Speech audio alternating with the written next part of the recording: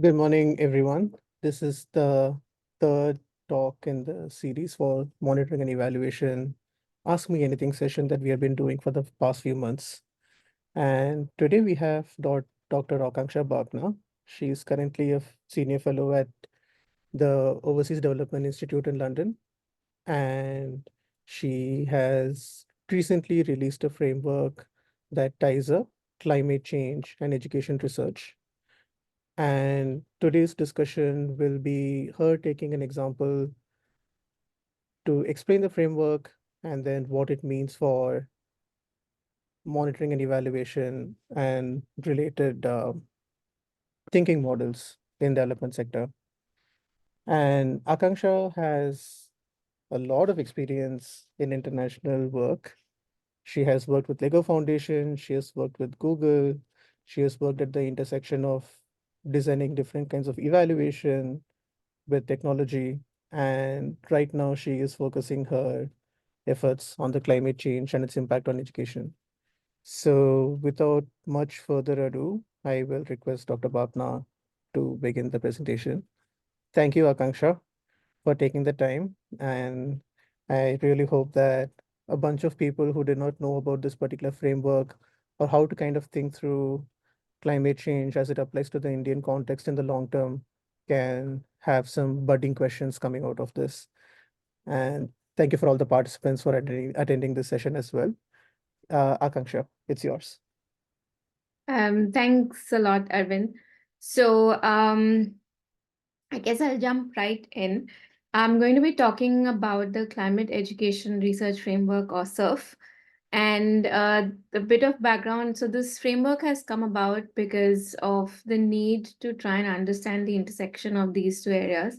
And why this need came about is because so I've been working in education, doing evaluations for about 13, 14 years. And a lot of the work has been around socio-emotional skills and the measurement of skills like creativity, critical thinking, etc.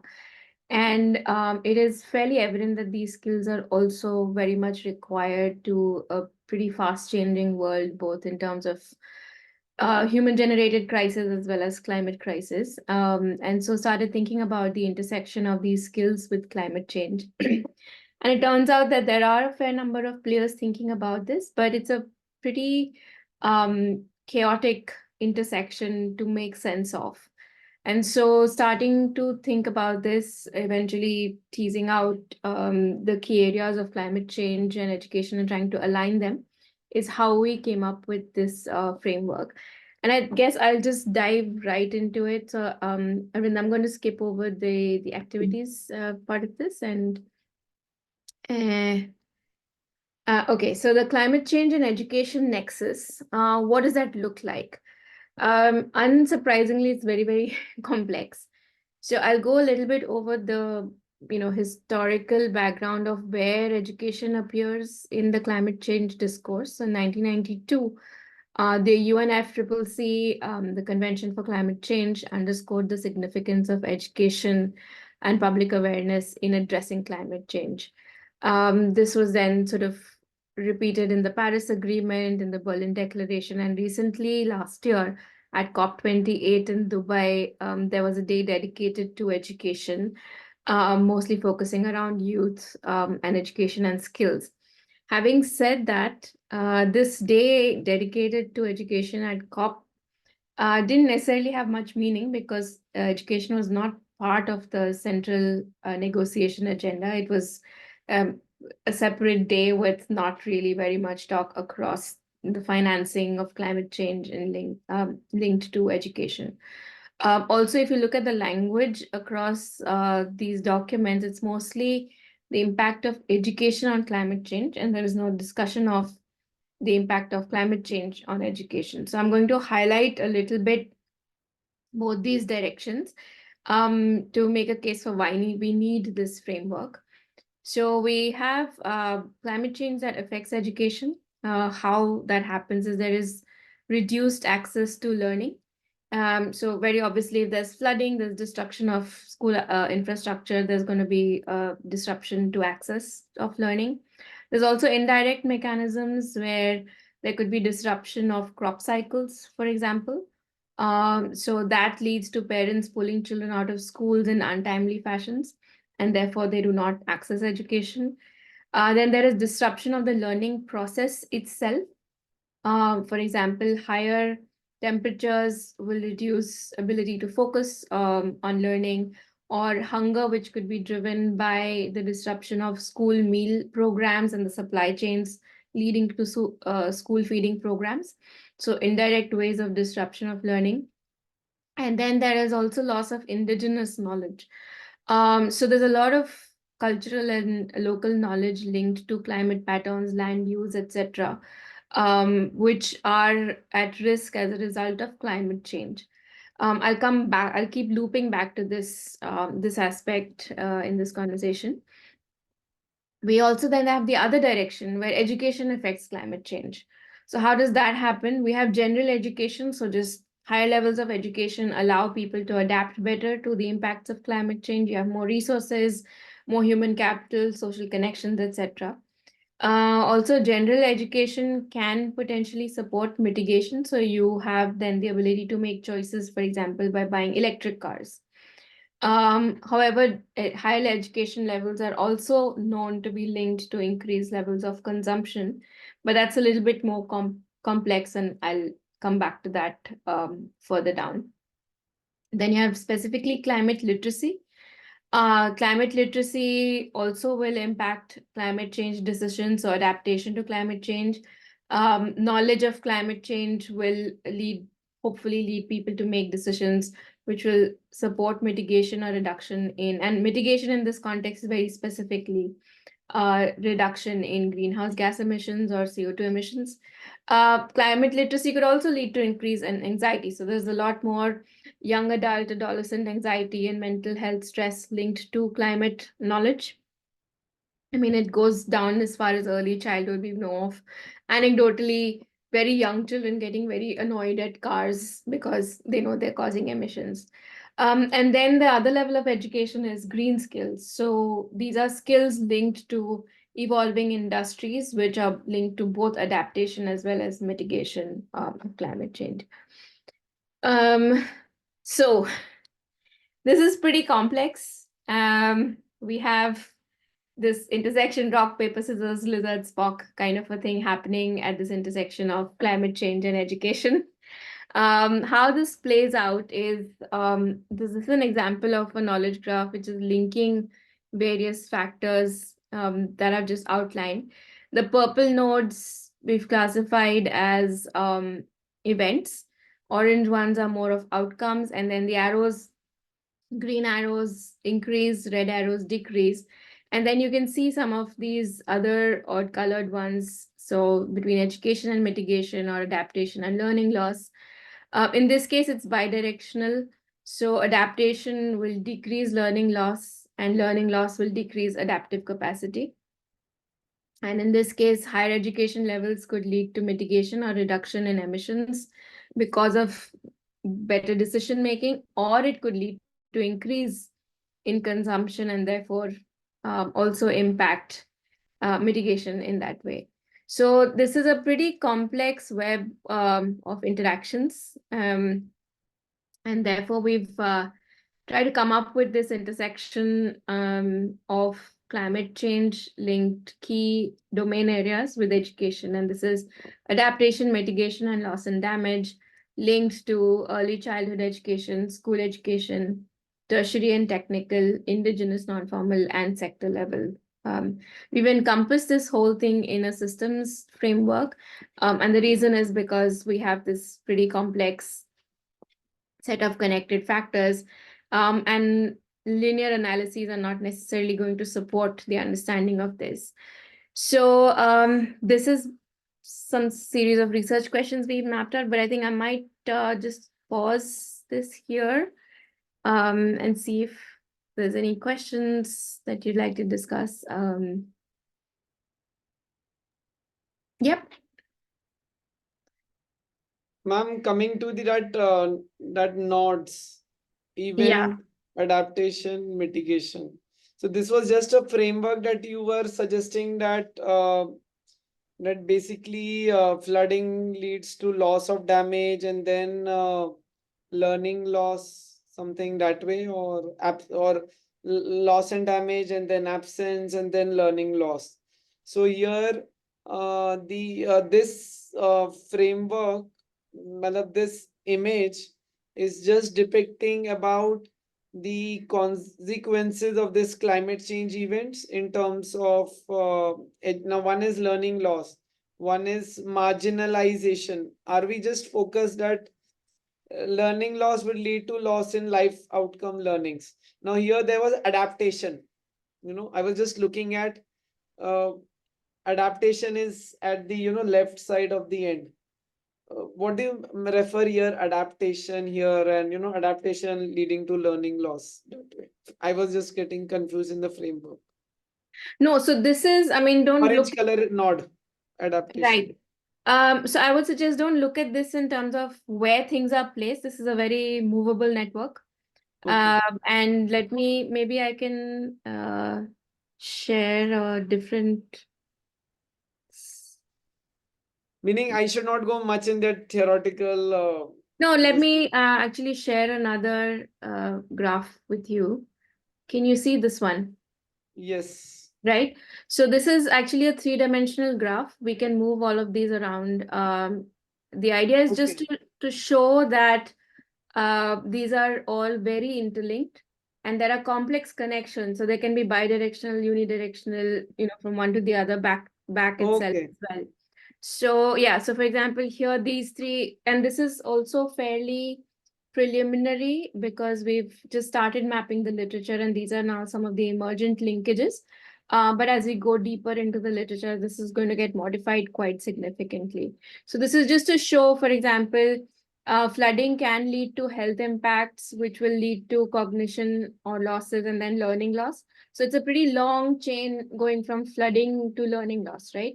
Or it could be flooding leading to some kind of loss and damage of infrastructure and then learning loss here as well. So these connections can be in many different ways. And that's basically the purpose of outlining this knowledge graph.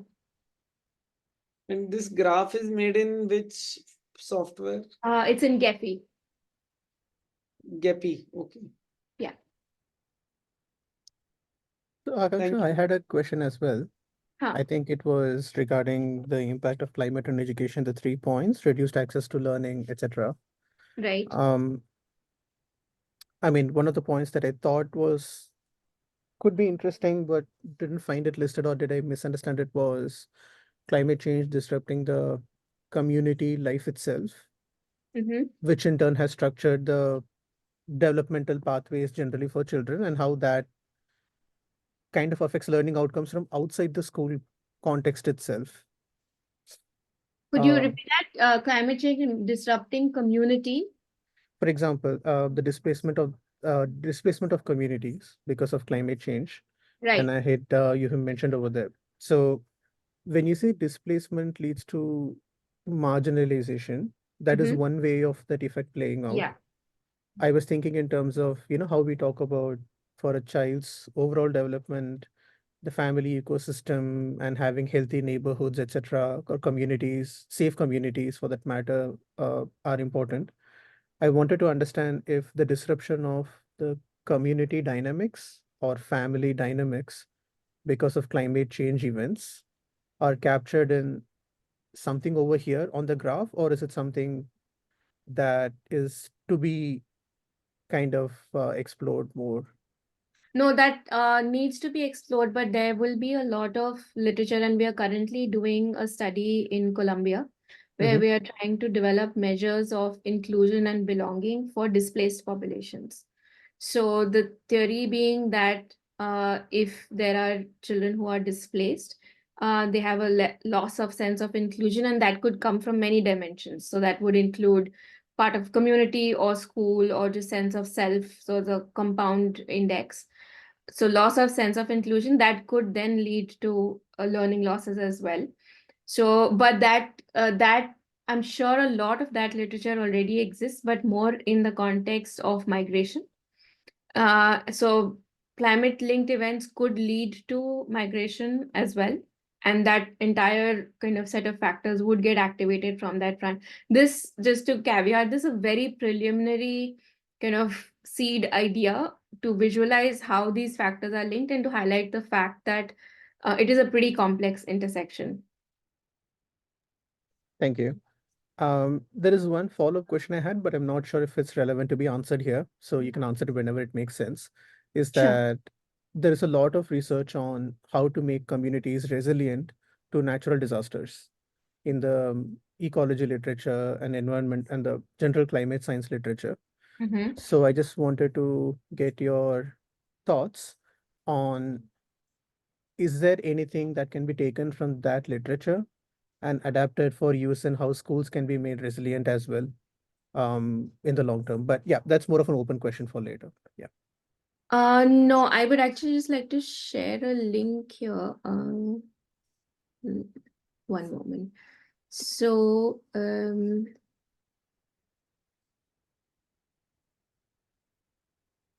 ODI has just, you know, published a documentary, how do you say that?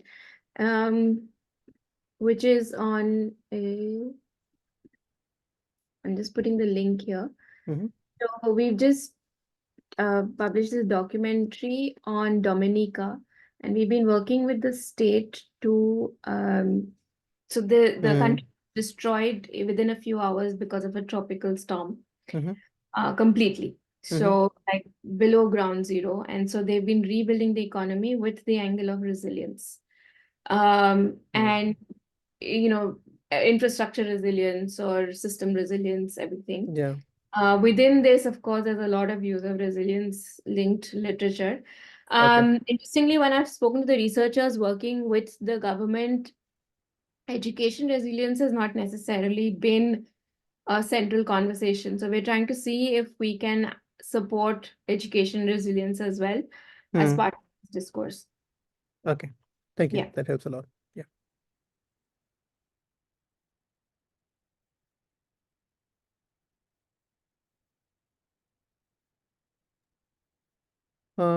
Yeah, I think you can move on to the next stuff. I think this is basically more or less it. We then have a bunch of research questions we've Uh, outlined. So, but that's kind of getting a little bit more into the weeds of the question. gotcha. The idea of this conversation was basically to highlight the fact that okay, so this is a pretty complex intersection. So then I think going on to the Mm. monitoring and evaluation angle of it, this Mm. poses very fundamental questions of where do you start thinking about your outcomes and where do you start thinking about impact of inputs. Yeah. How many degrees down the chain of command do you start assessing impact? So, for example, if there is a heat wave, which is Yeah. going to cause impact in utero, and then that's going to cause cognitive losses. Do you attribute the causality to the heat, or do you just attribute the causality to other factors which have led to learning losses as a result of the low cognition of the Mm. child? Yeah. So this poses some very fundamental questions, and we need to like rethink the whole monitoring and evaluation framework. Obviously, like if it's going to if it's going to affect impact assessment, it's also going to impact your design of indicators, it's going to impact your design of monitoring indicators as well. Yeah.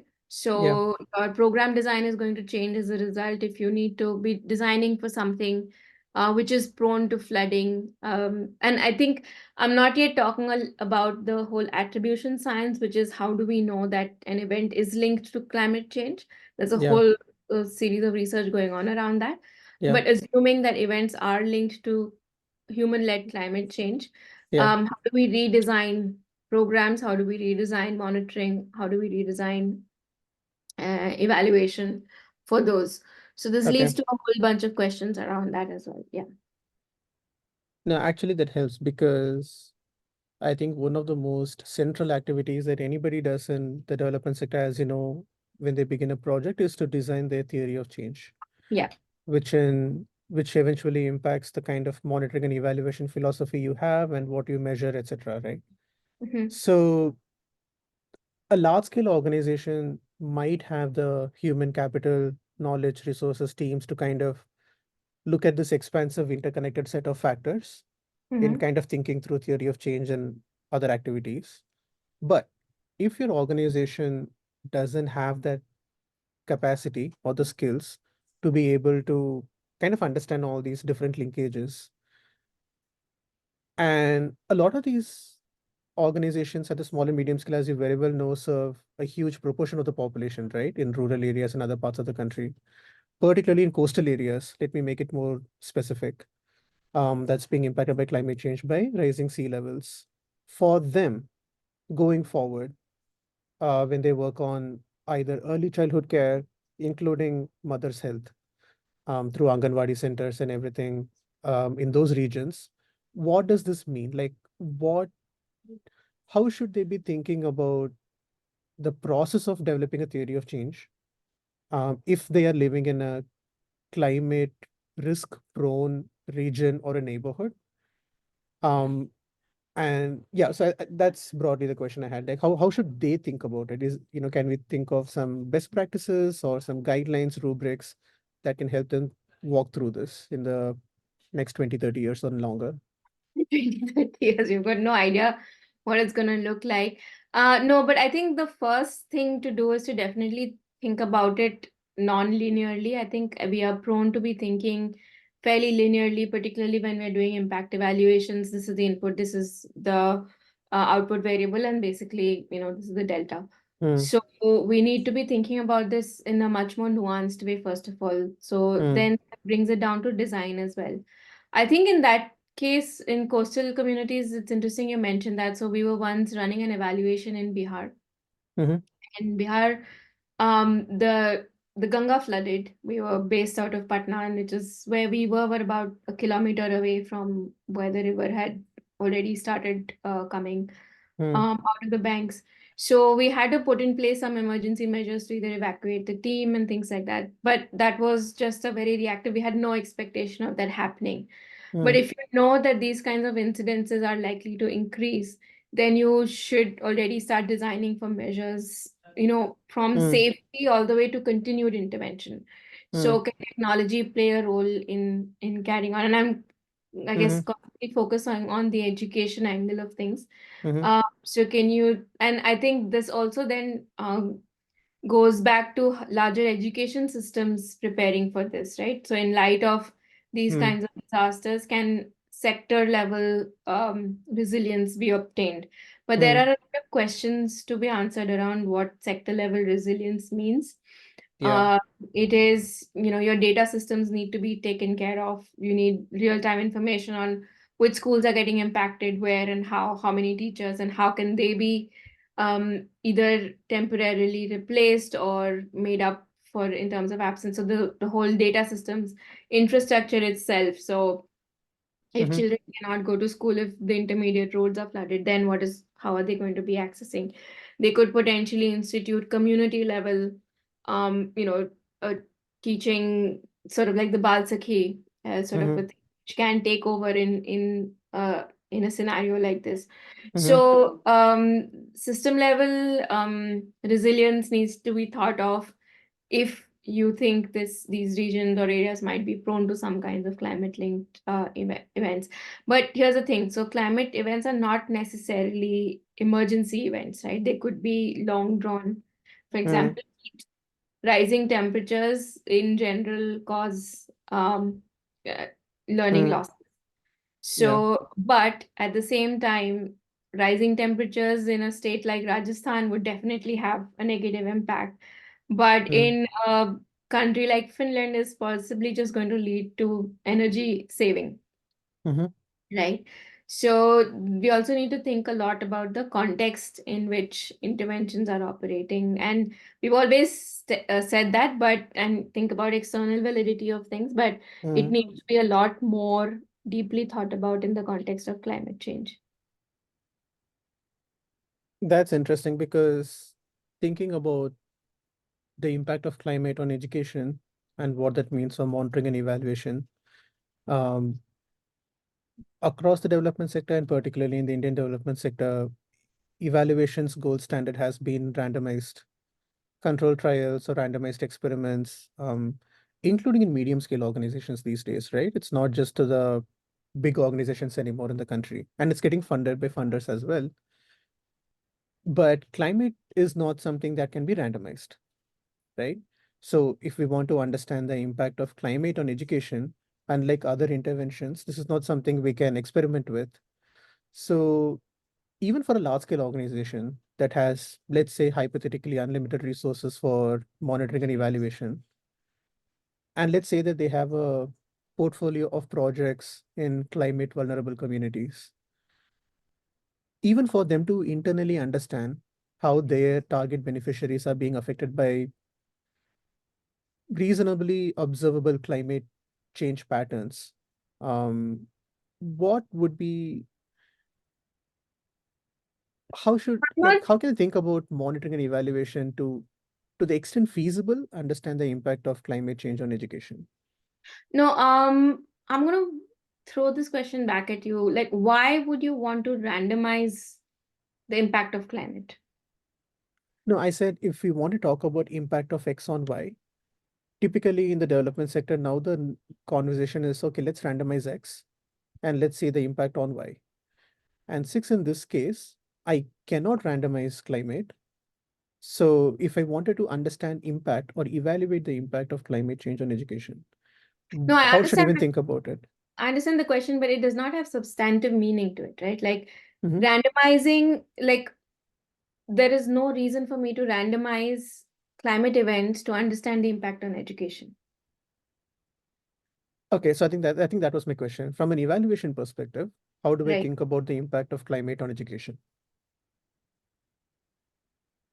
What do you mean by from an evaluation? So if I wanted to say that because of 1 degree increase in climate change in temperature, my Mm-hmm. kids are losing, let's say, so many reading scores on average. Mm-hmm. That's the language that we are used to now when we talk about monitoring and evaluation in the development sector. Mm-hmm. So, and I know that a lot of people listening to this talk would be thinking from that perspective when when they think about evaluation. Mm-hmm. So I just wanted your thoughts on, I know it's not uh, even a relevant question to pose, the randomization of climate, but if climate is the cause and learning losses are the effect, is there any way to quantify it? And if so, what can be done about it reasonably to the extent feasible? So there's an intermediate step there. One is the attribution, right? So Mm-hmm. there is an event which is linked to learning loss. Mm-hmm. And is that event linked to climate change? Mm. Is flooding linked to climate change? Is an attribution question, Mm-hmm. which a lot of work is being done at UCL at the moment to figure that out. Mm-hmm. There's of course a range of confidence within which it operates, but they're still kind of getting a bit more accurate about how they can attribute climate change to an event because you UCL can over have here is the University College of London. yeah, University College London. Mm-hmm. So there is so that's one attribution. So that causal linkage is also important because you can't just say any flooding is caused by climate change, right? Got it. That's Yeah. seasonal rivers which will flood no matter what. Yeah. So first is that step, then linking that event to learning loss Mm-hmm. does not necessarily have to be randomized. Or you could have some pretty clever comparisons as well done. Like if there's flooding happening in an area and you have schools which are just, a kilometer or so down the road, which are not necessarily having the same impact, that could be an easy comparison, even if you wanted to attribute causal. So now it would lead to natural experiments, which I think you can harness to make that Got reasoning. it. Got it. Okay.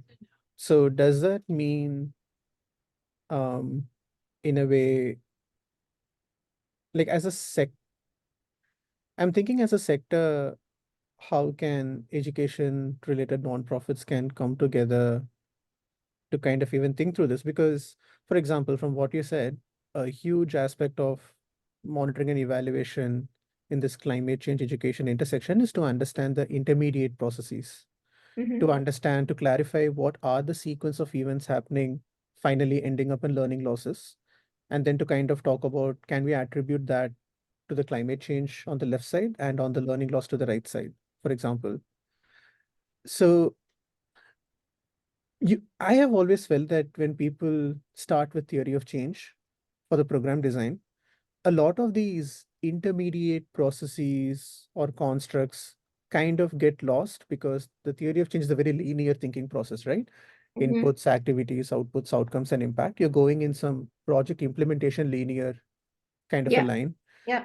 So, is there something else that should be done other than starting with theory of change when designing programs at this intersection? I think the simplest thing to say is use Gephi. Okay. No. So maybe, if people need that some other point, we can go into it. Uh, Hmm.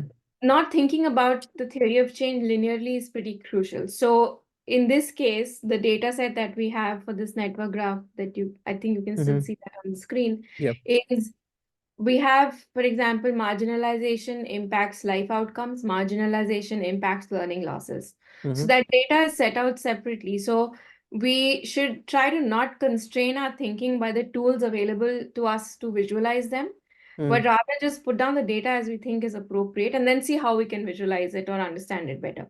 Mm-hmm. In Mm-hmm. this case, we put down all of the causal, linkages that we think make sense based on the initial literature work that we have done. And Mm-hmm. these are the kinds of linkages that show up. And there's no way that we can present this as an input output outcome kind of a framework. Mm-hmm. So thinking of more creative tools to try and I think just data visualization is a huge step in trying to understand this problem. Mm-hmm. So being able to think non-linearly is going to be pretty crucial. Okay, that helps. And I think a bunch of complex system thinking tools out there could be employed in this process, one of which being the network graph structure in which you have presented these the interconnected factors, right? Yeah, yeah. And the next question I had, first let me check if Varun or Shweta have any questions.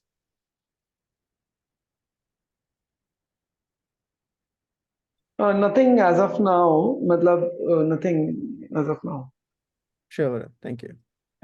Maybe in the end, I will ask question. General doubts which I had on something about the like methodologies part regarding sometimes when there is something what we call as short-term impact, long-term impact. Mm-hmm. Some frameworks that we have. So these are all some basic conceptual which I may put in the end. You can actually The theory of change. Yeah, You theory can, of change. Varun, feel Yeah. free to ask those So questions yes, right now. It's yes. perfectly fine. Okay. So there is something, theory of change. I have seen in some reports, they have a framework called as theory of change, and in which they mention about short-term impact and long-term impact and outcomes. And because in agriculture, we are more concerned about the sustainability and the incomes, matlab in agricultural interventions. So we are more interested to look at the incomes or yields, productivity or the efficiency. Those come in short-term impacts, whereas long-term impacts could be related to standard of living. Now here, when you talk about education and health, matlab, I'm not an expert in the education aspect. I understand in human development the importance of education and health. And in health, in economics, we have something called as quality adjusted life years, or QALYs and DALYs. Some of these concepts that we have, which we measure what is the burden of a disease. Now, in climate change, also, then are we looking at understanding, this short-term, long-term impact? Why am I asking is, if I have to start from basics of understanding, keep it more simpler. So that is why I was asking. I'm sorry if it is complex, if my No, question but is not clear. what we are presenting is the complex aspect of this framework. And Varun, you mentioned the theory of change. So that's exactly what we're trying to do, right? This network graph that we have shown is a theory of change, but it is just presented three-dimensionally instead of the traditional theory of change. And Hmm. we think that you need to be thinking in this way to be able to understand this intersection. And yes, there is of course a short term and long term. So in fact, just right before this call, I got off another um, conversation where I was presenting this framework, and we were trying to prioritize the research agenda for short term and long term research. You could also have short term research happening, quick research happening using longer term data sets as well, right? Um, so yeah, I mean, depends on the kind of research questions you're asking.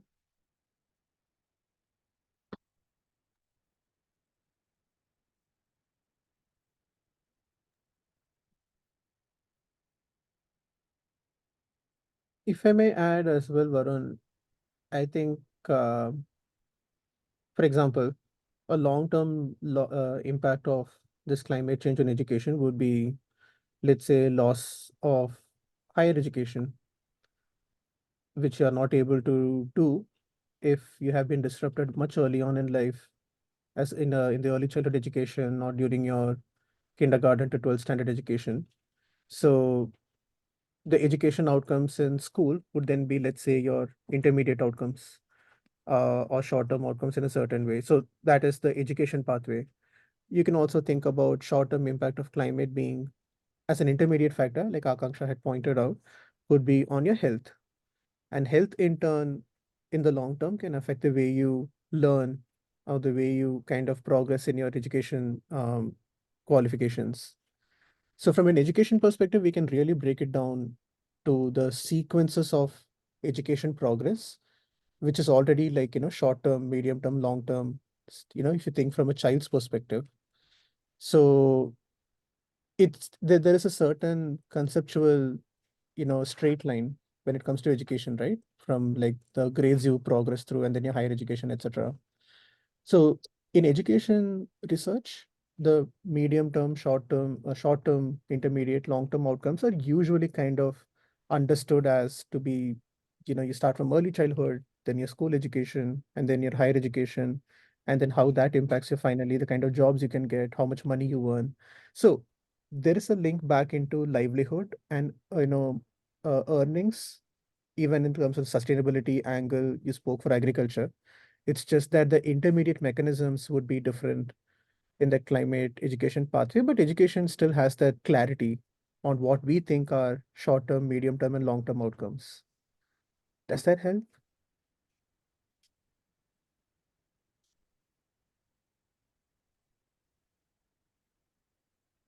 Varun?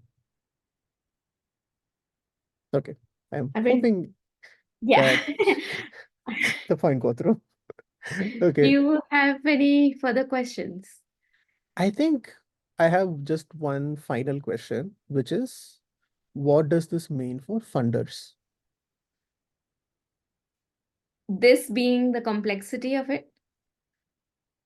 I think, for example, if you are giving this presentation to like a huge funder in India, let's say, a philanthropic organization, what should they take away from this, and how should they rethink way to invest money in, potentially, to kind of guide this intersection more and more? Is there So something it's, they can do at all? Yeah. it's interesting you're asking these questions because just before this call, I was presenting this framework to funders. If the UK government counts instead of the Indian government, I think that should be okay. So this is exactly the conversation we were having, and they are quite interested. I think they're looking for guidance, and it's interesting you asking this question because it was also a question that was asked by another university yesterday. And they are looking for guidance on how to kind of nudge this along, but they're not necessarily only looking at a research angle, which is where I come from. They are also looking at an implementation angle. So there, and I'm just looking at my previous page notes from an hour before, where they're talking about mapping interventions and looking at an intervention framework in addition to thinking about a research framework. And the other angle that they are also, but at least this is a limited set of funders, but it's quite a large chunk of them anyway. They're thinking about how we need to think about the context of both implementation and evaluation. So fragile country context or conflict context versus other contexts where the same problems are happening. So that's the other angle that they're looking at as well. You're on mute, Arvind. Sorry, I wanted that to be the final question, but I do have a follow-up on Go this ahead. one. Yeah. There's a lot of conversation right now about giving money for capacity building in nonprofits. Now, as a funder, if I wanted to build capacity of my portfolio organizations to be able to think more systematically at the climate change education intersection, Hmm. what kind of capacity would I even be funding? Hmm. So when you say capacity, very specifically around research and evaluation. It's pretty broad. I mean, it could be simply increasing improving the systems for monitoring data, or it could be at the design stage itself in Hmm. terms of having the knowledge to think about this. I would say thinking about the entire project timeline, the life of the entire project or a program. What in your thoughts? I know it's a question that needs a lot more Yeah, and I think again, thinking. we Yeah. obviously, very funder dependent and priorities and everything. Mm, Uh, but one of the things we've been discussing, not necessarily in the context of climate, but it's very relevant, is a portfolio approach. So, not only thinking about one solution, but a series of solution, and not just thinking about one indicator, but a series of indicators, and see how they link to each other again in a nonlinear fashion, and be able to adjust or like tweak your kind of output um, dials as necessary based on the context they would be.